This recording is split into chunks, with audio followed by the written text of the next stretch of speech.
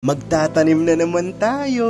Hi guys, Vince here and welcome back to Drip. With a minimum order of 100 pesos, makukuha mo ang ating Drip X Nami version 2 plus isa sa mga past designs ng ating Drip X One Piece collection. Para sa mga below minimum order, huwag kayong mag-alala, makakakuha pa rin kayo ng Nami version 2 plus possibly some other content creator stickers natin. Tandaan nyo, the more products that you order, the more stickers that you get.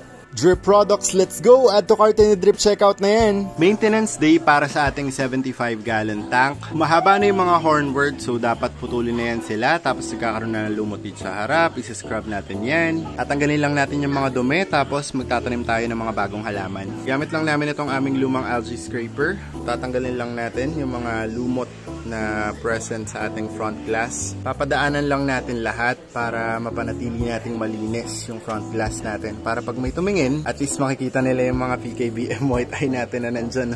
Next step, magtitrim na tayo ng mga sobrang habang hornwort. So gugupitin lang natin yan para maayos ulit yung itsura ng ating tank. Sobrang bilis humaba ng mga hornwort natin. Kasi nga floating plants lang talaga sila. So kahit hindi sila nakalubog sa aqua soil, ay tutubo at tutubo yung mga yan. After that, kukunin ko lang yung mga natrim ko, tapos lalagay lang natin dito sa bucket. Kung ano pa yung mapapakinabangan, pwede pa natin gamitin yan. Now, naayos ko na yung mga hornwort dito sa ating 75-gallon tank. Natanggal ko na rin yung mga ibang debris. Ngayon, meron tayong i-add na panibagong easy care plant dito sa ating tank. Meron akong mga super cute na nabili ditong lava rings from Aquatico. Thank you so much, Sir Justin, sa pag-accommodate sa akin. Maintenance ako dun sa aking drip pond and nakita ko na sobrang dami ko ng hydrilla na available. Dahil nga easy care plant ang hydrilla, hindi naman siya kailangang nakatanim sa soil. Pwede itong mag-act as a floating plant. So, ang gagawin ko, yung stems ng aking hydrilla ay ipapasok ko dun sa butas ng mga lava rings. So, ganito yung magiging itsura nila. Yung lava rings yung magsisilbing pabigat para sa ating hydrilla. Tapos, ilalagay ko lang sila dun sa likod. Hindi ko na sila kailangang ilubog dun sa soil. I-make sure ko lang na nakatago yung ating mga lava rings dun sa ating mga driftwood, dun sa mga other plants, dun sa mga stones para hindi sila agaw attention. For example, dito sa spot na to, gusto ko lagyan dito sa bandang likod na to. Uhulog ko lang doon yung ating hydrilla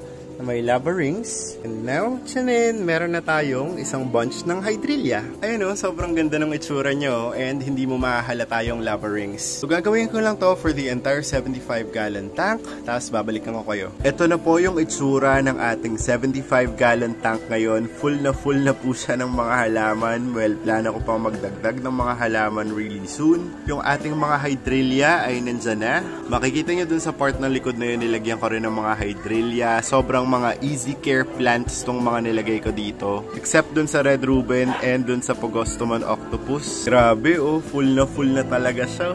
Ito na pala yung update sa ating 100-gallon Godzilla tank. Simula nung uninstall natin yung wave maker, sobrang crystal clear ng ating tubig. Wala na rin yung mga debris dun sa ating mga jungle vallisneria and dyan nakatambay sa labas ngayon ng ating mga isda. Sobrang crystal clear ng tubig natin oh. Sobrang ganda talaga, parang lumulutang na yung mga isda natin sa ganda. The other day, nagtanong ako kung saan makakabili ng ganito. May nirecommend sa akin si Japes Aquatics. And nakabili na ako ng mga aquarium filter bag. Nabili ko to sa Orange app. Ganito yung itsura niya. And sinushoot siya dun sa mismong pipe kung saan nakalagay ang inyong overhead sump. Thank you so much sa recommendation, Japes Aquatics. I'm sure na magiging maganda yung resulta nito. Install ko muna to dito sa aking 100-gallon tank. Lagyan din natin yung ating flower horn tank. Pero first, hugasan ko muna to kasi medyo amoy chemical siya. So, na-install na natin ang ating aquarium filter bag and sobrang nice niya. Meron nga pala siyang lock-on clip dun sa may taas para madaling siyang masusuksok dun sa inyong pipe.